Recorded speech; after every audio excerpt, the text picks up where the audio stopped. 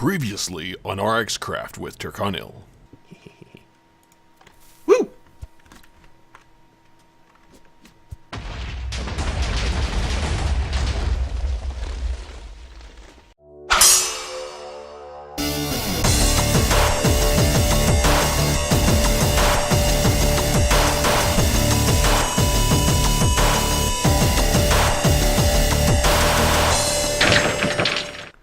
Hello out there, this is Terkanil and welcome back to RxCraft. We're beginning today in the big hole that I made last time. Very large and quite a bit of a mess. I really didn't expect it to turn out quite like this. Yeah, I think I overdid it. I mean, I wasn't expecting to have to, clean up after myself. Or get this crater, or,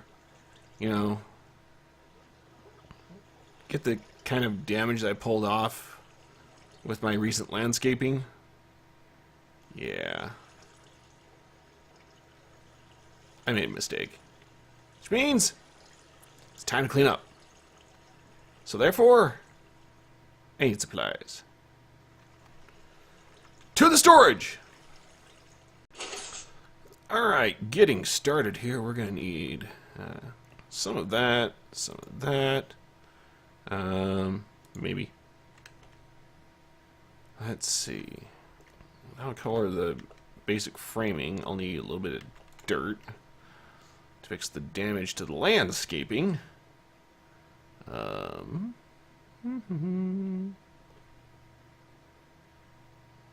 Let's see if that does it well enough. Oh, and if you notice, things look slightly different. I yanked the Faithful 32 resource pack that comes with, or comes packaged in Feed the Beast of late, since it actually has all the, Faithful 32 up, stylized, or what's the word I'm looking for? Art and such. Textures, derp, applied to a lot more than I was able to pull off on my own. Yeah, sure, things a little bit blinky as you can see there, but I'll see if I can figure that out at some point. Plays a little bit nicer though overall, because previously, like, certain things would really wig out. Like, let's see. Ooh, I know.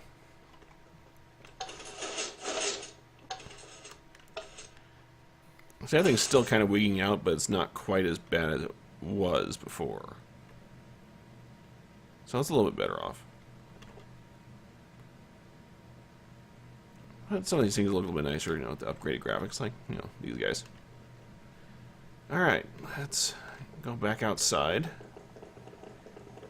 Get some of the, at least the walls placed back down.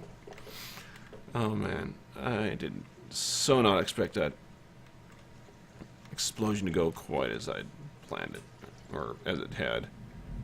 Oops. Doot.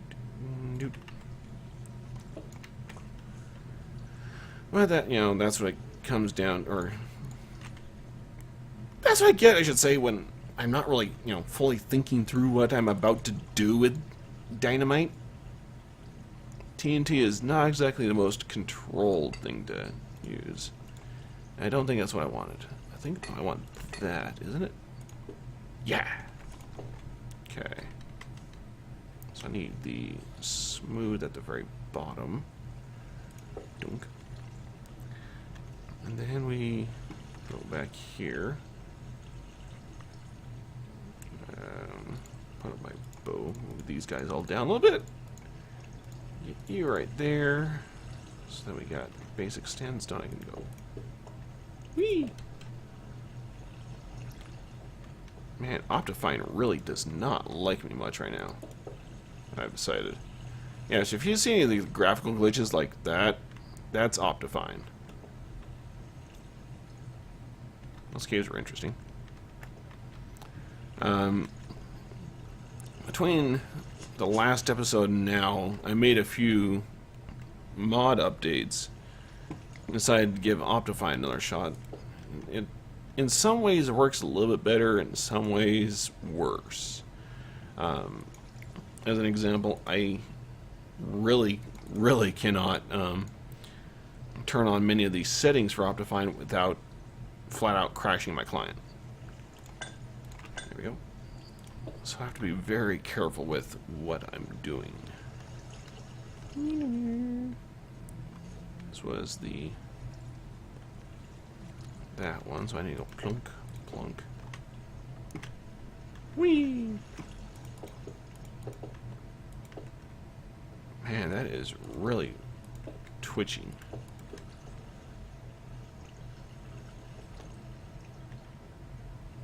Actually, I think I don't want to go quite that far, do I? Yeah, leave it alone for now. Wait. Ah, crap. Get up here. Come on. There we go. I need to go smooth, which is going to be right there. Then I have a second one there, I think. Is that right? Yep, okay. Then I come back one. Dunk, dunk. Plop you there. Plop that in that little hole. Okay.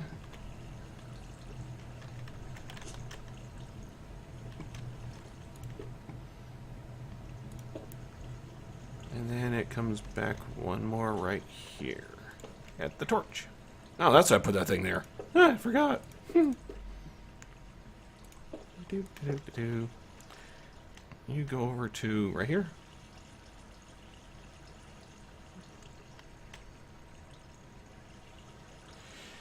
Yep, you over to there. So we'll go ahead and do that. This is the slow pick. This is the slow pick. Is it getting dark or something? Haha, night vision.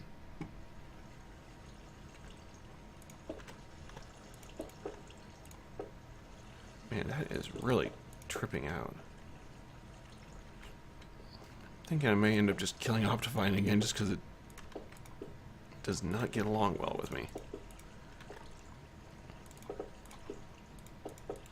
Am's been using it quite a bit, but I haven't been able to just because it doesn't seem to get along with me. I don't know if it's just that I don't have settings set right or what. Okay, get these guys up here.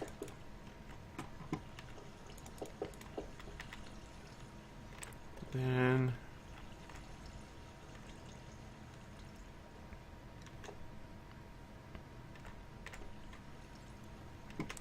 okay, so if I follow the wall exactly mirrored of the other side, then right there, I can... Oh, there's an idea. Watch this.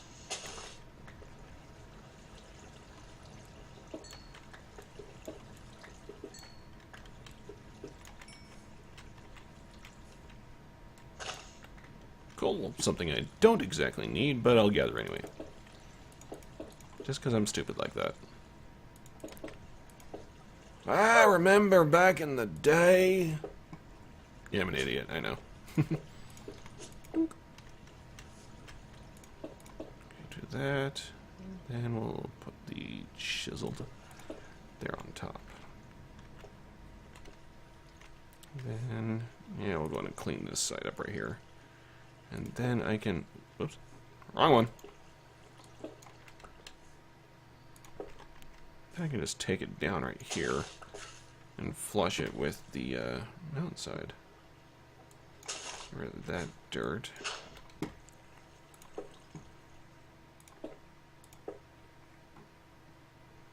Alright.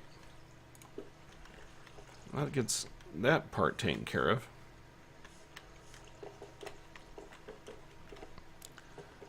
So the main wall is in, but the purpose of the area I'm gonna be using over here, and so what we're gonna be working on today has nothing to do with filling in the desert.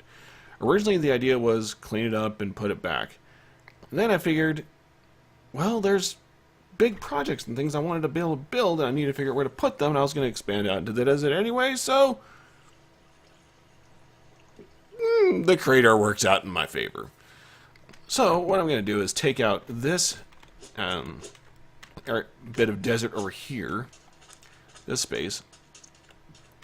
I'm going to tear some of it down. I'm going to branch that section right there off and take a path right into this area here.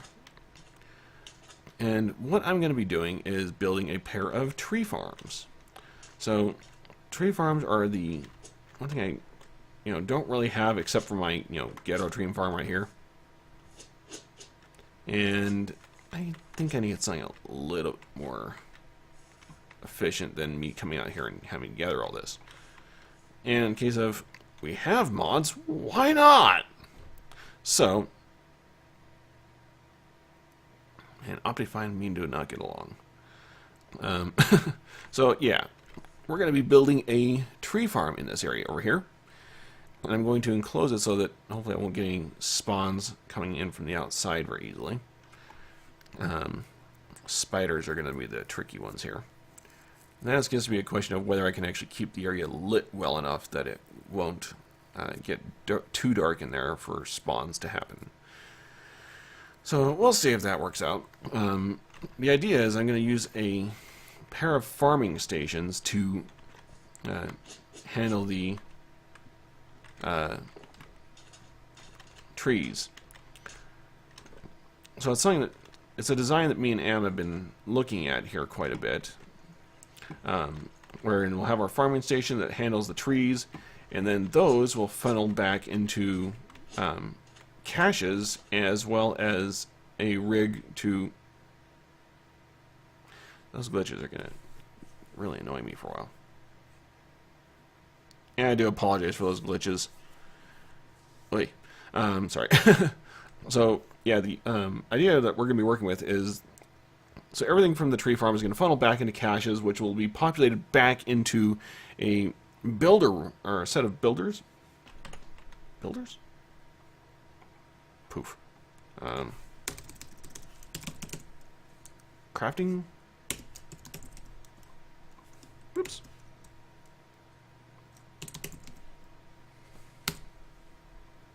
Oh, what is it called? Auto workbench? Yeah. So, the idea... How does it take that? Built that. Okay. So, the idea is... Oh, heck, I'll jump back into my machine room where I won't get attacked by anything. I'll use my sandstone here. So, the idea is you'd have a sawmill, one of these buggers, dunk, which would then be plugged into a auto workbench, which would then feed to a second auto workbench. So this guy would be our sawmill would just churn out our planks. The first workbench would be set up with the recipe for sticks. The sticks would be fed into the second auto workbench with the recipe for an axe. So if I look at my crafter right here, just to show you, I have something similar set up. So I have sticks here with the planks, and then this crafter handles the recipe for a hoe. I need hoes every once in a while, so I can go feed it into my farming station right here. So something I did in between episodes is I had this cache here that I load with hoes, so that I don't have to worry about feeding these things. And that's another thing, is I need to have it set up to auto feed back into that system. So the idea is I'd use the workbenches to have the recipe set up for an axe, so, those 3 iron. And then it would feed straight back into farming stations. Nice and simple. And then as for iron, all I have to do is plug in an ender chest. Technically. That's the easy way to do it. As an alternate, I can actually pull it from the cache here. How much have I got in there, I wonder?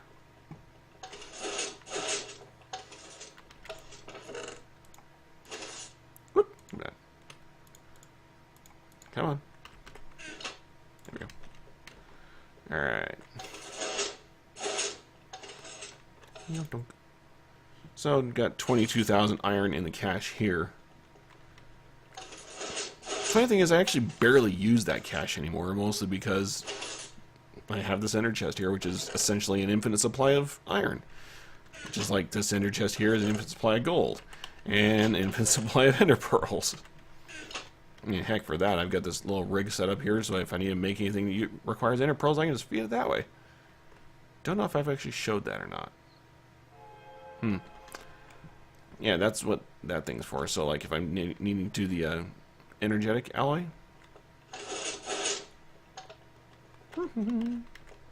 That stuff. Vibrant alloy, sorry. All I have to do is take the energetic alloy, which is that guy, and feed it directly into the chest right here, and then I get vibrant. I like being lazy. But in order to get that all set up and built, it means I get to get all the tool supplies built. I don't have all those yet, so a couple of farming stations, the auto workbenches, those are going to be the quickest. I'll need a new sawmill. The farming stations are going to be probably the most painful, because I think that recipe changed from the first time I used it. Yeah, pulsating crystals.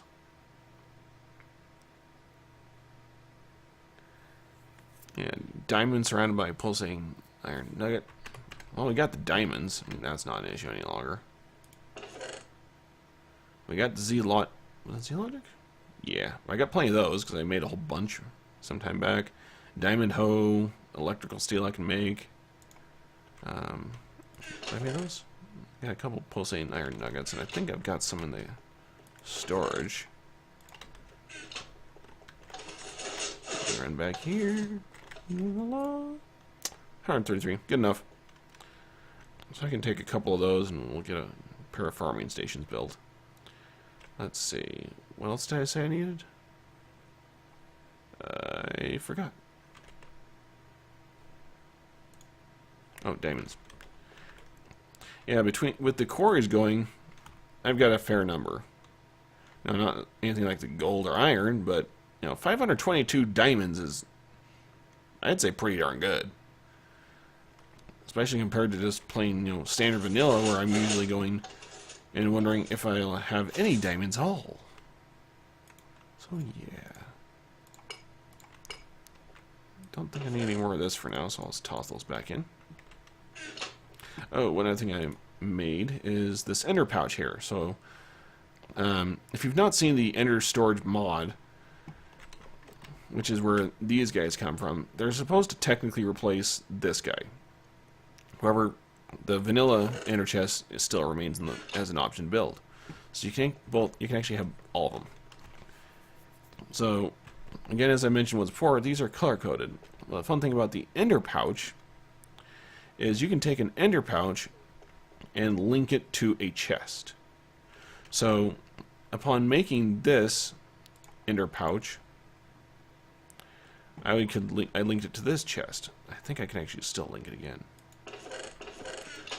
Yep.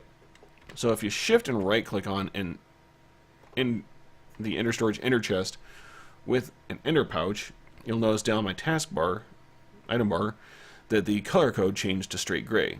So if I open this guy up, I've got iron.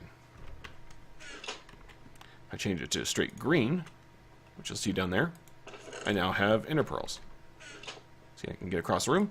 Ender pearls! Yay! Or I can change it to this guy, my color code for my storage system. And now, if I throw anything in here, you'll see it gets sorted into the system. So I can be anywhere on the server now, and if I need to sort anything into my storage system, I'm done.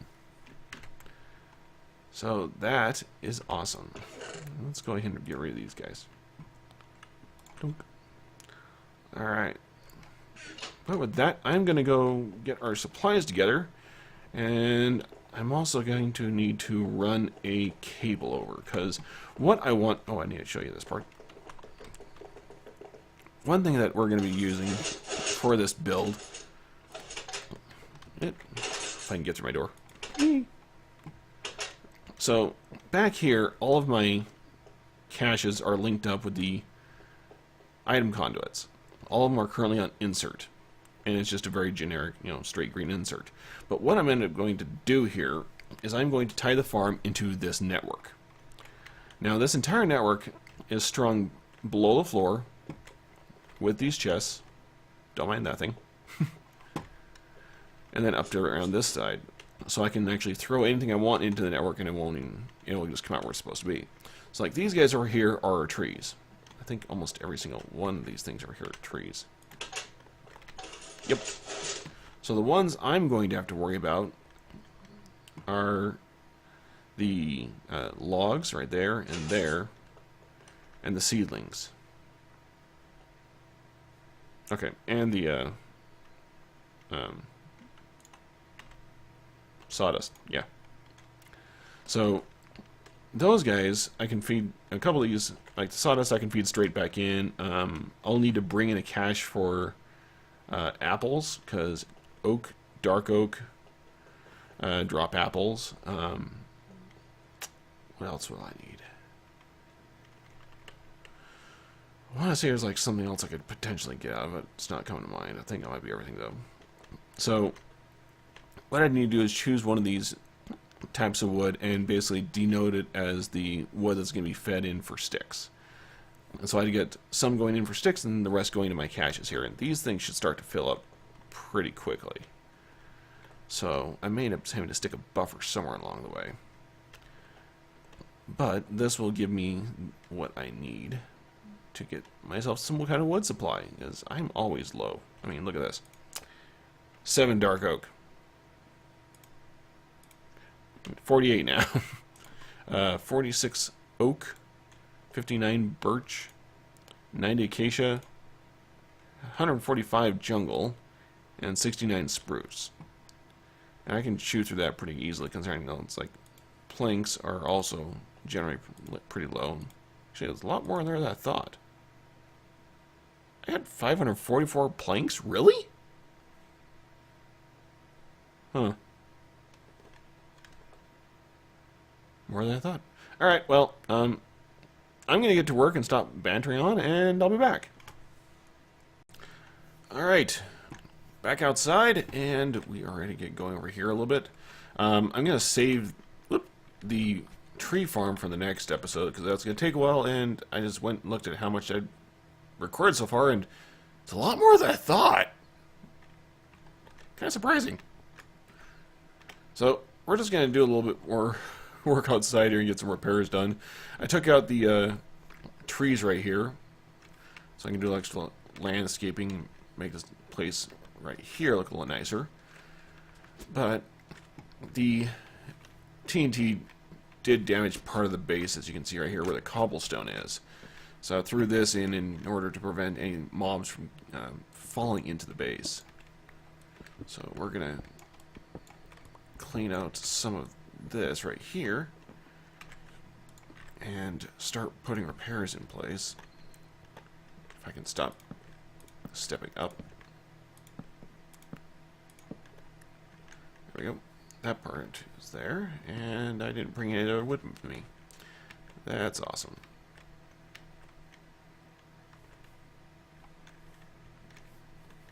Is this tree one of mine, or is this just kind of there?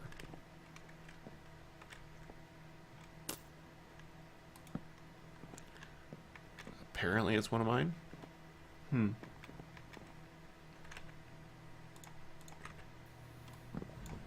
Okay. Well, we'll just angle this with everything else. Why do I still have you two here? I'll take care of that in a bit. Alright, I need to get some wood and apparently stone, because I'm going to want to cover some of this area back up. I guess I could technically leave it exposed. Then I'd have to stylize this a little bit here.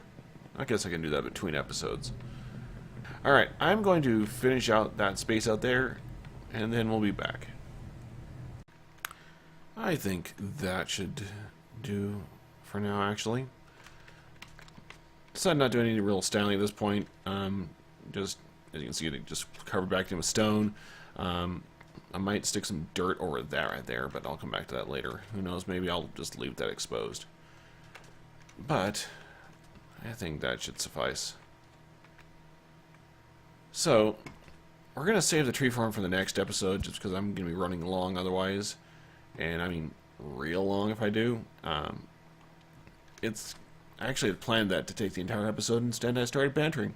So, we're going to do that next.